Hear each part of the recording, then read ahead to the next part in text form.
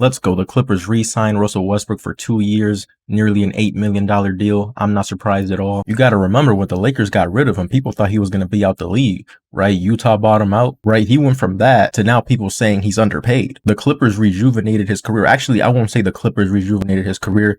The Clippers gave him the opportunity to rejuvenate his career, and that's exactly what he did. But yeah, I'm not surprised at all, right? He's from LA. He's been in LA for the last couple of years. His kids probably go to school out here. And like I said, the Clippers gave him an opportunity that he took advantage of.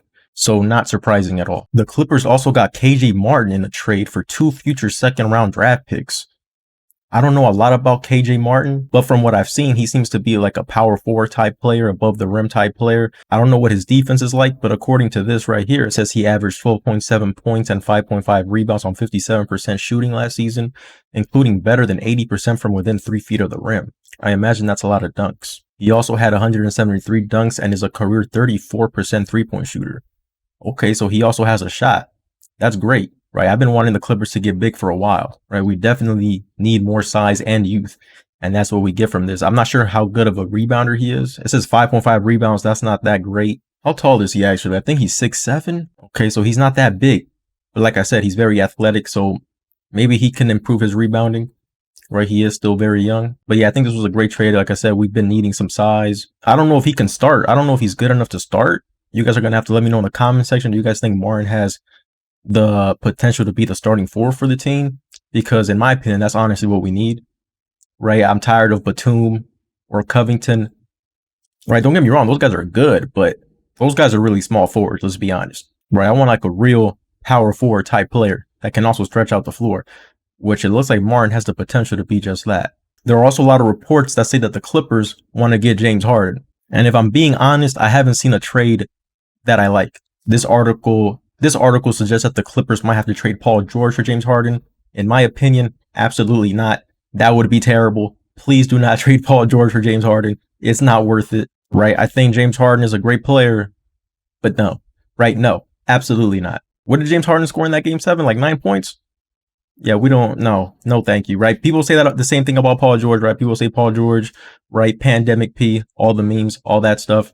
But again, how many points did James Harden score in this last game 7? What was it, 9 points?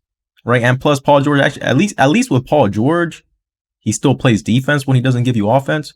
If James Harden doesn't give you offense, he's not giving you anything. So no thank you to that, in my opinion. This article also says Norman Powell, Marcus Morris, and Robert Covington for James Harden. Honestly, that doesn't sound that bad. Honestly, I probably would do that. But the thing is, though, we also got to think about how would James Harden fit on this team, right? Russell Westbrook, James Harden, Paul George, Kawhi. How would that work, right? Because James Harden is ball dominant. Westbrook is also ball dominant. Do we really want Harden, right? Do we think Harden would be a good backcourt with Russell Westbrook?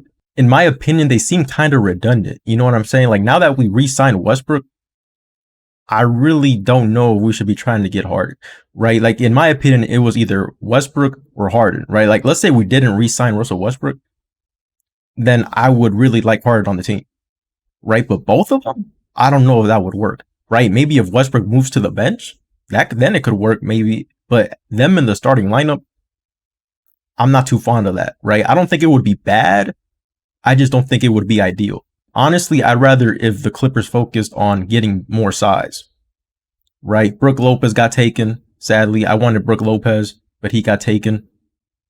I've been wanting Miles Turner on the team for a minute. I think Christian Wood is still available. I wouldn't mind seeing him on the team, right? I've been wanting a big that can also stretch out the floor for a minute, right? I think the team could really use that. I mean, if we could get Harden and some more size, I mean, I'm not going to be upset.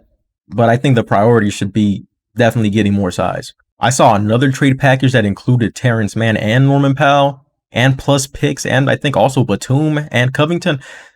Now, if the Clippers do that, I would be highly upset, right? Absolutely not, right? Don't trade the entire bench for James Harden, please.